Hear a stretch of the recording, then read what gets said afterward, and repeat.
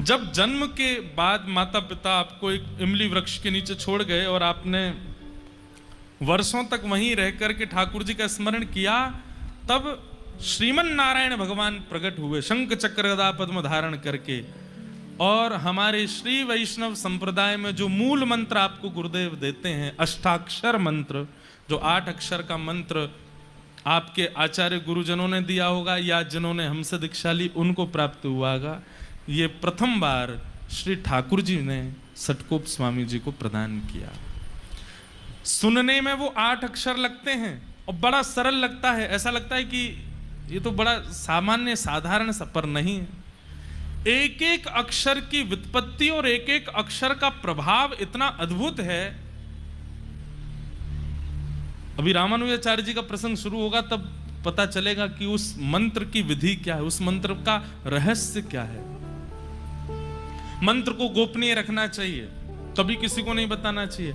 आप जितना जप तप करते हैं, जैसे ही किसी के सन्मुख आप मंत्र का बोलते हैं तो गुरु दीक्षा से अब तक जितनी बार जप किया सब विश्राम हो जाता है। इसलिए किसी के भी सन्मुख अपने गुरु मंत्र का उच्चारण नहीं करना चाहिए, गुरु के द्वारा प्रदत्त भाव का उच्चारण नहीं करना चाहिए।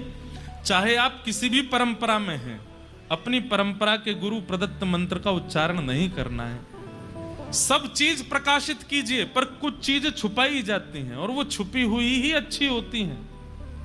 अब लोग कहें कि नहीं इतना बड़ा पेड़ खड़ा हो गया, इसकी जड़ निकालो, बाहर निकालो, हमें तो देखनी है जड़ कैसी है। जड़ निकालते ही पेड़ तो नीचे गिर जाएगा ना, पेड़ तो नष्ट हो जाएगा ना, ना वो पुष्पित होगा ना वो फलित होगा। इसलिए जड़ तो गोपनीय ही अच्छी होती है। ऐसे ही बड़ी बड़ी इमारतें बनी हों, उसकी नींव तो गोपनीय अच्छी। अब कोई कहे मुझे नींव देखनी है कैसी है, उसके लिए तो धराशायी करना पड़ेगा ना 12 मंजिल को। ठीक वैसे ही आपकी भक्ति की स्थिति जितनी आगे बढ़ती जाएगी वो तभी बढ़ेगी जब आप अपने गुरु मंत्र रहस्य को गोपनीय रखोगे। वो भले ही सामान्य है, भले ही बहुत सरल है, पर वह रहस्य अद्भुत है, इसलिए उसको किसी को नहीं बताना चाहिए। तो वही अष्टाक्षर मंत्र सबसे पहले श्रीमन नारायण भगवान ने प्रकट होकर के श्री सटकोप स्वामी जी को प्रदान किया और उसी मंत्र का उच्चारण आप निरंतर करते रहते हैं। जिनके बारे में हम सुन रहे थे, श्री गरुण जी महाराज, आप मधुर कवि के रूप में जन्मे और एक दिन आप अयोध्या यात्रा कर रहे थे तो आप आकाश की ओर देखा कि दक्षिण से एक दिव्य प्रकाश दिखाई दे रहा है। तो आप प्रकाश के पीछे पीछे चलते चलते उत्तर से दक्षिण में आ गए और दक्षिण में कहां पहुंचे, जहां श्री सटकोप स्वामी जी बैठे थे। तब मधुर कवि जी ने आकर के इनके ध्यान को खोलने के लिए खूब ताली भी बजाई, आवाज करी, लेकिन इनका ध्यान नहीं खुला। तब इन्होंने उनके कान के समीप जाकर के कहा कि मेरे मन की हृदय की अत्यंत वृहद जिज्ञासा है, कृपा कर उसको पूर्ण कीजिए। इतने भाव से आपने पूछा कि सटकोप स्वामी जी के मन में आया, अगर इसकी हृदय के प्रश्नों के उत्तर नहीं दिए गए तो उद्धार कैसे होगा। तो आपने तुरंत वर्षों की समाधि खोल करके उनको सन्मुख बैठाया। बोले क्या प्रश्न है, प्रश्न पूछो। तब उन्होंने 5 प्रश्न पूछे। प्रश्न कितने सुंदर हैं, सुनिए। पहला प्रश्न, मैं कौन हूं? मेरा नाम चाहे जो हो, मैं चाहे जहां जन्मा हूं, लेकिन वास्तविकता में ये मैं हूं कौन? पहला प्रश्न। कौन पूछ रहे? मधुर कवि जी पूछ रहे हैं सटकोप स्वामी जी से। दूसरा प्रश्न आपने पूछा, ईश्वर कौन है? पहला मैं कौन हूं, दूसरा ईश्वर कौन है। और तीसरा प्रश्न आपने किया, ईश्वर से मिलने का उपाय क्या है, उस परमात्मा से मिलने की विधि क्या है, उपाय क्या है, कृपा करिए बताओ। और चौथा प्रश्न क्या कहा, भगवत मिलन में बाधा कौन बनता है, ठाकुर जी से मिलने में बाधा क्या है। और 5वां और अंतिम प्रश्न पूछा, ठाकुर जी से मिल जाने का फल क्या है। अगर ठाकुर जी से मिल गए, ठाकुर जी हमको मिल गए, तो उसका फल क्या है। ये 5 प्रश्न आपने किए। चरित्र हम पढ़ रहे थे भक्तमाल जी में, तो उसमें वर्णन आता है कि श्री सटकोप स्वामी जी ने इनका उत्तर देने के लिए 1000 श्लोक बोले और 1000 श्लोकों में उत्तर दिया। उसको सहस्त्र गीति कहते हैं। दक्षिण भारत में वह ग्रंथ भी है और वहां लोग उसका अवलोकन करते हैं। वहां पर विस्तार रूप से उन्होंने जो प्रवचन किया 1000 श्लोकों में, वही सहस्त्र गीत बन गया और उसको सुनकर के श्री मधु कविराज आनंदित हो गए। ठाकुर जी का अनुभव उनको हुआ। 35 वर्ष की आयु तक मात्र आप धरा धरती पर विराजे बस, और 35 वर्ष के पश्चात आपने श्री ठाकुर जी के धाम को स्वीकार किया। बोलो सतगोप स्वामी जी महाराज की जय। ये रामानुज संप्रदाय बाद में बोलने लगे। पहले संप्रदाय का नाम श्री संप्रदाय है। क्या नाम है? श्री संप्रदाय। और श्री संप्रदाय के प्रथम आचार्य श्री सतगोप स्वामी जी हुए। तत्पश्चात इसी परंपरा में फिर आगे चल करके श्री यामुनाचार्य जी हुए। कौन हुए? यामुनाचार्य। एक श्लोक हम हर कथा में बोलते हैं, आप लोगों ने सुना होगा।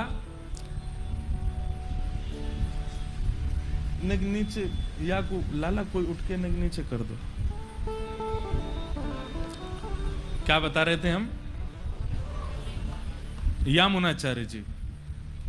तो एक श्लोक हम बोलते हैं हर कथा में, और लगभग संप्रदाय के लोग जब भी जिस जिस संप्रदाय के होते हैं वो अपने संप्रदाय के भाव से श्लोक बोलते हैं। लक्ष्मीनाथ समारंभाम नाथयामुन मध्यमाम अस्मदाचार्य पर्यंताम वंदे गुरु परंपराम। सब लोग इधर देखो। हमारे इस परंपरा के गुरु श्लोक का क्या भाव है? लक्ष्मीनाथ समारंभाम। इस संप्रदाय का प्रारंभ कहां से हुआ? बोले लक्ष्मीनाथ भगवान आए थे सतगोप स्वामी जी के पास और उन्होंने आकर के इसका प्रारंभ किया। नाथ यामुन मध्यमाम। श्री नाथ मुनि स्वामी जी और यामुनाचार्य जी ये हमारी संप्रदाय के मध्य आचार्य हैं, और जिन्होंने हमें दीक्षा प्रदान की उन गुरु तक ये संपूर्ण गुरु परंपरा को मैं प्रणाम करता हूं, मैं वंदन करता हूं और आपको कथा सुनाने जा रहा हूं। हर कथा में ये श्लोक बोलते हैं, और लगभग आप जिस भी संप्रदाय के आचार्य से मिलेंगे उनमें ये श्लोक, जैसे हमारे श्री रामानंद परंपरा में सीतानाथ समारंभाम श्री रामानंदार्य मध्यमाम अस्मदाचार्य पर्यंताम वंदे श्री गुरु परंपराम। ऐसे ही अब सबके तो हमको याद नहीं है, लेकिन लगभग संप्रदायों के आचार्यों से आप ये सुनेंगे ही सुनेंगे। वो प्रथम कहां से प्रारंभ हुआ उनका नाम लेंगे और मध्यस्थ का नाम लेंगे, और अपने जो आचार्य चरण हैं उन तक को प्रणाम करके संप्रदाय को वंदन करते हैं। इस श्लोक को बोलने से पूरी परंपरा को वंदन हो जाता है। तो हमारी परंपरा में श्री यामुनाचार्य जी महाराज हुए। तो एक आचार्य चरण है श्री नाथ मुनि स्वामी। बहुत ध्यान से सुनिएगा, ये मध्यस्थ आचार्य हैं। नाथ मुनि स्वामी, नाथ मुनि स्वामी जी के पुत्र हुए ईश्वर मुनि स्वामी जी, और ईश्वर मुनि स्वामी जी के पुत्र हुए श्री यामुनाचार्य जी। सब लोग सुन रहे हैं ना? सुनते रहिए भैया, है ना?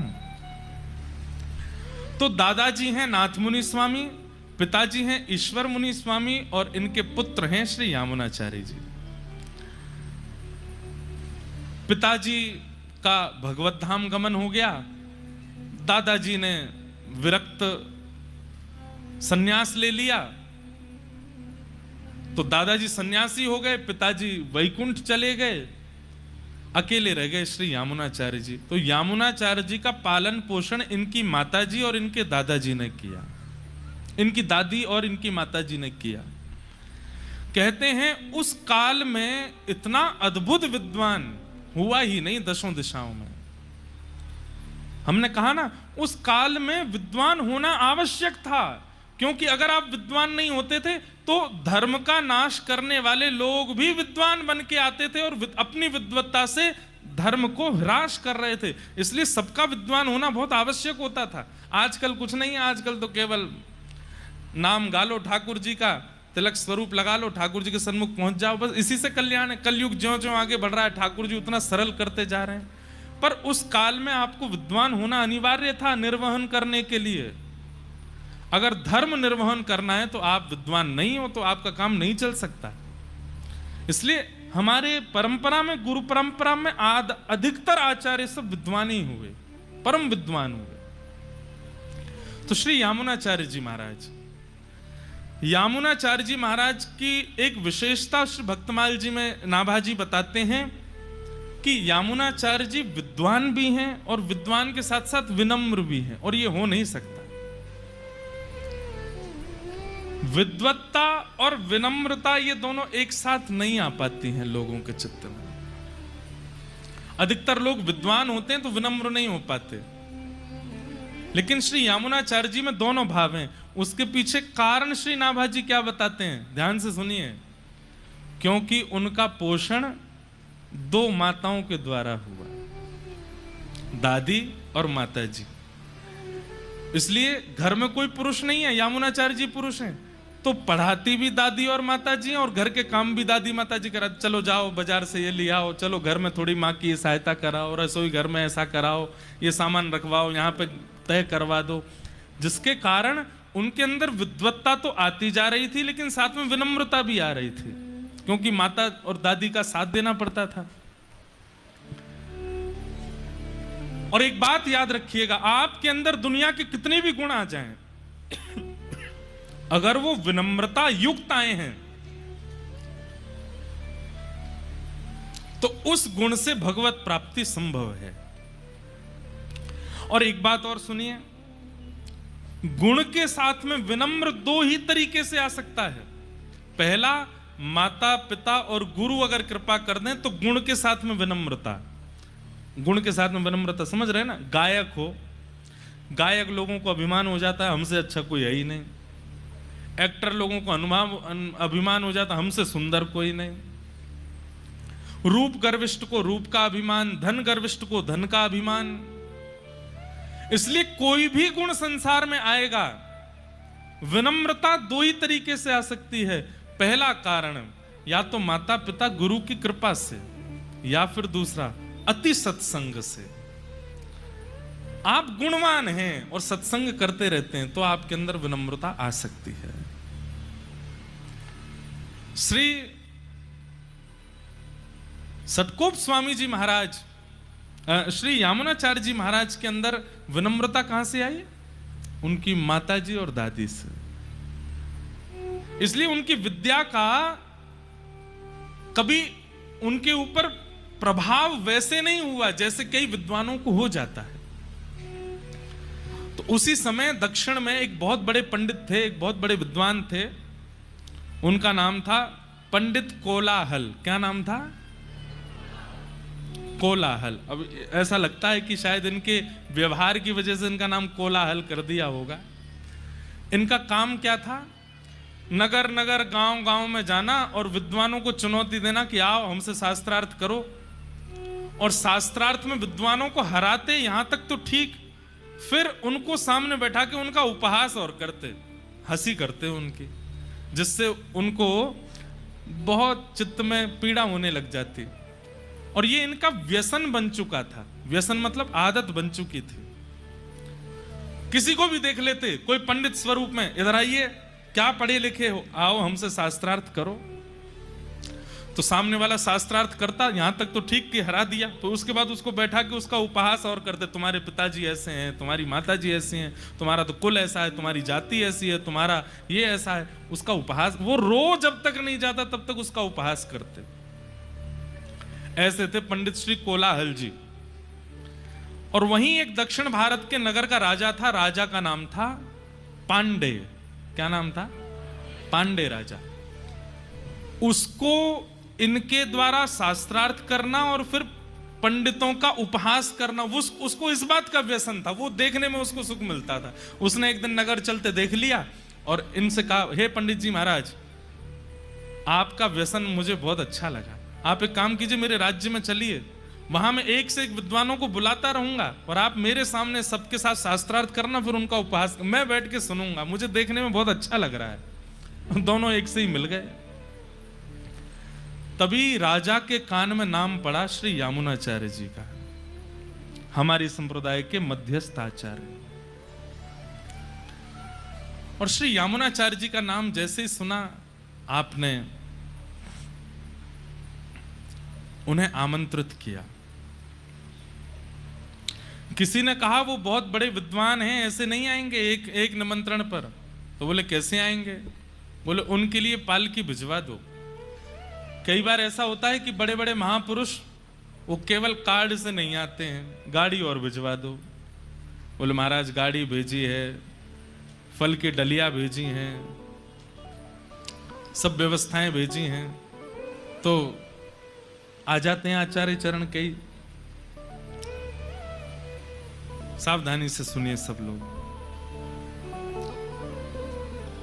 तो यामुनाचार्य जी को निमंत्रण भेजा कि आप पधारिए। यामुनाचार्य जी बोले कहां जाना है? बोले दक्षिण में एक गांव है, वहां के राजा पांडे राजा ने आपको निमंत्रित किया है। सब लोग इधर देखिएगा, सुनना। और पालकी भी भेजी है, वहां कोई पंडित कोलाहल हैं, वो शास्त्रार्थ महारथी हैं, लोगों को शास्त्रार्थ में हरा देते हैं। तो कई ब्राह्मणों ने पहले ही यामुनाचार्य जी से आके उनकी शिकायत कर रखी थी। बोले एक दक्षिण में